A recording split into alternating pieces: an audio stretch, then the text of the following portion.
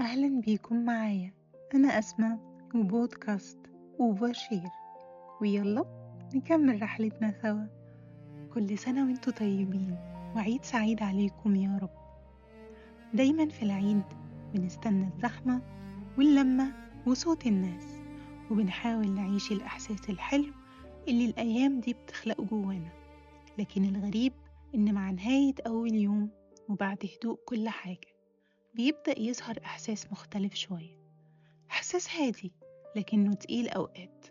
ويمكن وقتها ناس كتير مننا بتبدأ تحس بالوحدة.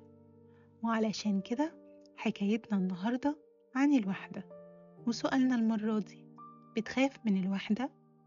طيب قولي، بتعرف تقعد مع نفسك؟ محدش فينا يقدر ينكر إن الونس شيء جميل. كلنا بنحب اللمة، الصحبة الحلوة، والضحكة اللي بتطلع من القلب. بس مش كلنا بنعرف نقعد لوحدنا.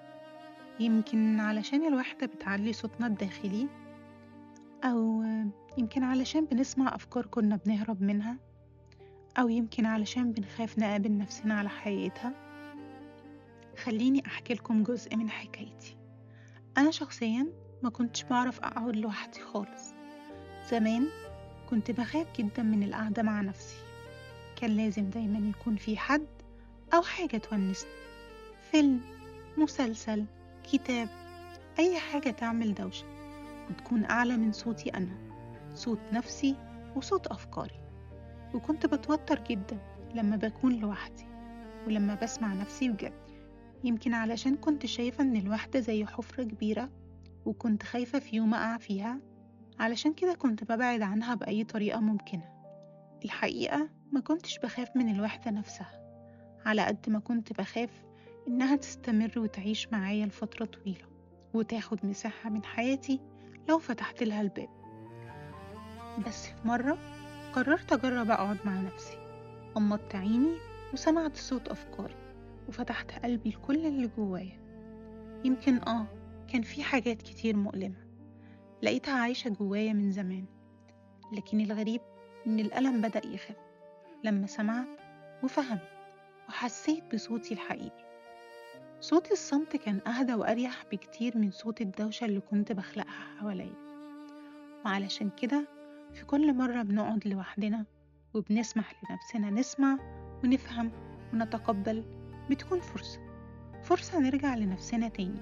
وساعتها الألم اللي جوانا بيقل لما بيلاقي مساحة من الاحتواء والاهتمام، بيهدى ومع الوقت بيتلاشى في سلام. ويمكن هنا بدأت أفهم الفرق بين الوحدة والعزلة، لأن الوحدة مش دايما معناها إننا وحيدين. أوقات بتكون لحظة هدوء بننفرد بيها مع نفسنا ونرجع لها. لكن العزلة أوقات بتكون هروب من الناس، من الحياة، أو حتى من نفسنا. الوحدة ممكن تريحنا، لكن العزلة ممكن تخلينا نقفل على وجعنا أكتر. ويمكن الفرق الحقيقي بينهم إن الوحدة فيها وعي، لكن العزلة فيها انسحاب. الوحدة مش دايما حاجة وحشة، أحيانا بتكون قوة، هدوء، واتزان، وقت بتعيد فيه تجميع نفسك وترتب كل الحاجات الملخبطة جواك. وأحيانا بنكون محتاجين ننسجم مع وحدتنا، نفتح لها الباب، نقرب ونستكشف. والغريب إن مع الوقت هتلاقيها بترحب بينا بدون وجع، علشان أخيرا بقى بينا معاهدة سلام. في الآخر الوحدة مش دايما معناها إنك لوحدك. الوحدة أوقات بيكون معناها إنك بتعرف تقعد مع نفسك وتسمعها. ومع الوقت هتكون المكان اللي بتلاقي نفسك فيه، واللي فيه بتقدر تاخد نفس عميق وتعمل ريستارت وترجع للحياة أهدى وأروق. الحلقة دي كانت عن انسجامنا مع الوحدة وإزاي نعرف نقعد لوحدنا في سلام. لو الحلقة عجبتكم شاركوها مع حد بتحبوه. أنا أسماء وبودكاست أوفرشير. جربوا تقعدوا لوحدكم ونشوفكم الحلقة الجاية.